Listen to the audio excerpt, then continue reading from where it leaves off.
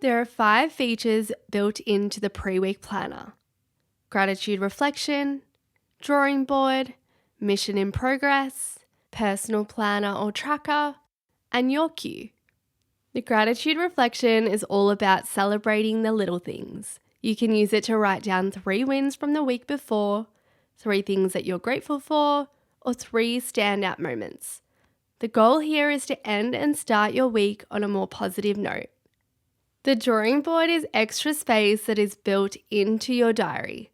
Instead of reaching for a sticky note or a notepad for random list writing or note taking, you've got that extra space built into your planner.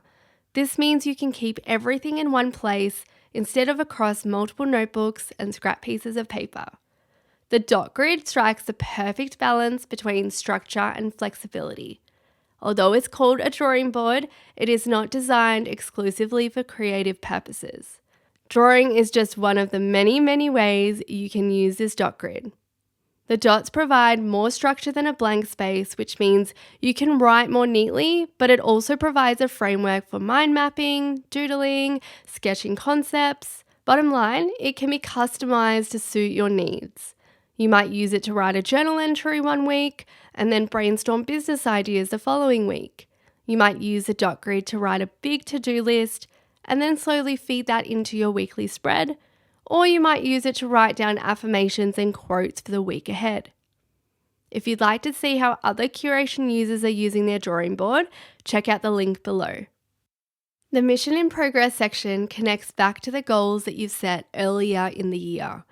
It's designed to keep your long-term goals top of mind by prompting you to think about what you can do each week to bring yourself closer to achieving those goals.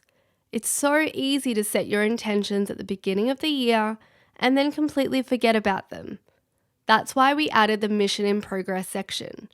To remind you, to help you stay on track, and to help you get back on track when you do find yourself drifting off course.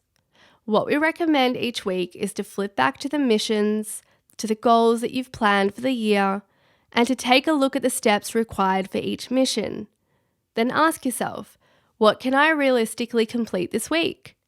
If you are not pursuing any goals, you can use this section as a weekly priority list. Simply list your top priorities for the week. That's what I like to do if I don't have any major goals on the go. Now, all because there are 5 lines doesn't mean you need to identify 5 priorities. You may only have 1 major priority or 2 or 3, and that is perfectly okay. Identifying your top priorities in advance allows you to begin the week with a strong sense of purpose. It reduces decision fatigue when Monday rolls around, and it helps you stay focused on what's important instead of spreading yourself too thin. The table that we are now calling the personal planner or tracker was previously used as a weekly meal planner, but thanks to your feedback, we've learnt that it can be used for so much more than that. So we've kept the days of the week on the side, but removed the headings so that you can customize this space to suit your needs. Think of it as a multi-purpose space. You might choose to use it as a weekly meal planner, just as we previously had it, or you might reserve 1 column to plan your dinners, another for workouts, and another for scheduling study for a course you might be taking. You could also use it as a daily food tracker or a mood tracker. It's completely up to you. You have the option to change what you use this space for as you move through the year. Your Cue is a series of weekly challenges and prompts. We've included a combination of comfort zone and mindfulness challenges to encourage you to step out of your comfort zone, to try something new, and to encourage a little more mindfulness as you move through each week. We've also woven in a few reflection prompts and reminders to use certain features and sections of the planner that you may have forgotten about throughout the year. Here's one example.